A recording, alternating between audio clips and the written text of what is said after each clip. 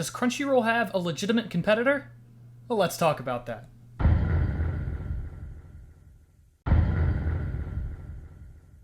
What's up, guys? It's your boy, and today we are going to be talking about the war between Crunchyroll and hidive, with Crunchyroll being the Goliath of the anime streaming industry right now, and hidive being sort of the David, this little guy with not as much content as the big conglomerate that is Crunchyroll.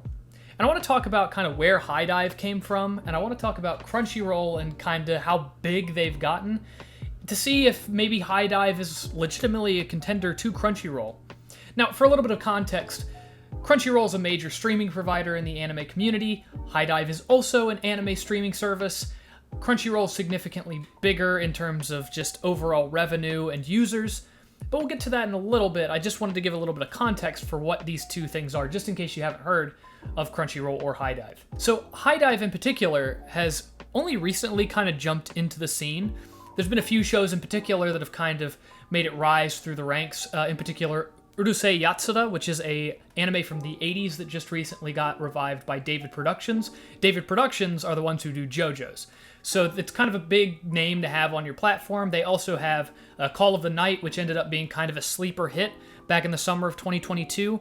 And along with that, they've kind of got a sleeper hit in The Eminence in Shadow, an isekai that came out in the fall and had 20 episodes, and it was just announced today, as of recording this, that they will have a season 2 of that show. So hidive's gotten quite a few hits, but how does it compare to Crunchyroll, that is considered kind of the giant of the industry? Well, before we get into that, I think it's best to look at hidive and kind of their rise, because how are they getting all these big titles? Where'd they come from, and how exactly can they compete against somebody like Crunchyroll? Even with that limited selection of titles, surely that's not enough capital compared to Crunchyroll, who is a very big business, but we'll get to that in a second.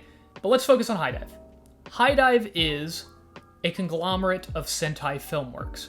And Sentai Filmworks is basically an anime network based in the US that publishes anime here in the United States. They also do some DVD and merch sales and other things like that. But Sentai Filmworks was an independent company. And I say was because it just recently was bought out by AMC, like the movie company, AMC. That was in January of 2022 that it was announced. Sentai Filmworks had been a very big kind of independent network for doing this kind of stuff, but they just recently got bought out by AMC Networks. And as of now, they have, give or take, 300,000 paying users of their service. And that service can be used on phones, it can be on computers, they've got an Xbox app, so they're really trying to diversify where you can watch their content. I will say, as somebody who's used the Xbox app, I think it could use a lot of improvements and touch-ups. I think it has 2 stars on the Xbox store right now, which even for an app and kind of the UI being clunky for most apps, it's still probably not where they would like it to be. But 300,000 paying users doesn't sound all that bad. But let's talk about Crunchyroll for a minute as well. Crunchyroll is massive in the anime industry. They've got basically any show that you can think of that is of any major significance, minus a couple outliers that were bought out by Netflix. Like JoJo's Part 6 was bought out by Netflix, so that's not going to be on Crunchyroll, or just a few kind of exceptions like that. The majority of the anime that you've heard of is streaming on Crunchyroll. Most shonens like Jujutsu Kaisen or Naruto or One Piece, Crunchyroll. Crunchyroll isn't independent. In fact, it has just been recently bought out itself by Sony, who has a lot of buying power and a lot of leverage in the anime industry, as they are also the owners of Funimation. Funimation was kind of the yin to Crunchyroll's yang, right? They kind of had a lot of the same content, but Funimation might have one, and then Crunchyroll might have the other, in terms of there's this one shonen you want to watch, it's only on Funimation. But there's this other shonen that you can only watch on Crunchyroll. But Sony said, you know what, we're just going to buy Crunchyroll. And so all of their libraries are going to essentially be merged together. And it sure looks like most of that's going to Crunchyroll. And my guess is, though this is not, this is purely speculation, my guess is it's going to be mostly moved over to Crunchyroll, and they'll probably start to slowly phase out Funimation. I could be wrong about that. But the point is, it's all owned by Sony. And they have, according to their own statements that they've given to the public, they have just a little bit under 10 million paying users. That's not just users in general, people who have gone to their website and watched with ads or anything like that. Paying subscription users, 10 million. Hidive's good at 300,000, but Crunchyroll is a massive power in the industry in comparison. However, I do think that there's hope for Hidive in this. Crunchyroll has just recently bought out a little website called Right Stuff. And Right Stuff is basically the hub of all things anime merchandise. You want figures, you want manga, you want CDs, you want DVDs, you want Blu-rays, anything like that, you can find it on Right Stuff. And Crunchyroll now owns that. It's all under Sony's umbrella. Sentai Filmworks, though, the kind of parent company of Hidive, as we kind of discussed earlier, does have their own website, and they do have some exclusive DVDs and some other things that they sell on their website. And I really think that that's something they should be leaning into with their exclusive properties. Now, obviously, if you have merchandise, you're going to give the merchandise rights to multiple different companies. Heck, they might give the merchandise rights to Crunchyroll. I know that there's a Rent-A-Girlfriend box set that I wanted at one point. You could find it on both Sentai Filmworks website and Right Stuff. So I think that that's going to happen, where you're going to see some merchandise from Crunchyroll end up on Sentai or vice versa. And it's because merchandising rights, you just want to sell the things to make the money. But I think Sentai could benefit a lot if they tried to expand their merchandising efforts. But really, as a whole, you're seeing a lot more shows kind of pop up on Hidive that probably would not have been there previously.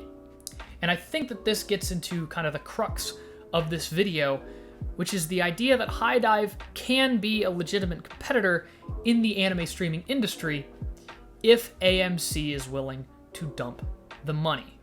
Now, AMC's kind of in a tough spot right now. They are a movie theater company, and that is not exactly the industry you want to be in right now. I don't know their exact numbers, but I know that AMC's kind of been up and down, a lot more down than up recently in terms of stock price and things like that. But even though AMC is going downhill with their overall movie theater business, if they can find ways to invest into Hidive and pick up some more well-known properties, they have legitimate opportunities to grow in the anime streaming industry, and I think that's where a lot of revenue could come from, considering they've already got 300,000 paid subscriptions. And I truly believe that a lot of those are from these exclusives that they're picking up that you can't get on Crunchyroll. And on top of that, they are significantly cheaper than Crunchyroll. I know this all sounds like a Hidive ad, but it's true from a business perspective. As a competitor to a major conglomerate, you've got to find ways to stand out. And one way that they're doing that is their price point, and that is $48 for a year. $48 for a year. I believe Crunchyroll's base plan, like bottom of the barrel, the lowest you can get, is $80. It may have even gone up to $100, but I think it's $80, if I'm not mistaken, for their basic plan, right? So Hidive does have what would be called in the business world a sustainable competitive advantage. And that essentially means that they are finding a method to undercut the competition, and that is in the price point right now. But over time, if they can find the exclusives and grow their library to much, much bigger than it is now, I think that you will see a shift of subscriptions for Crunchyroll users over to Hidive, or at least the people who are already subscribed to Crunchyroll might also get a subscription to that other cheap streaming service that has a few other shows that I might like. I don't know in terms of how much undercutting or true competition there's going to be between Hidive and Crunchyroll, and there are still some ongoing deals between Sentai Filmworks and Crunchyroll as brands. So, of course, they're going to try and remain kind of friendly competitors in the industry, but in terms of one being better than the other and having two kind of equals duke it out to the level that Crunchyroll and Funimation did when they were both separate entities is still to be seen. I like competition in an industry. I think that it allows for more kind of innovation in a lot of ways.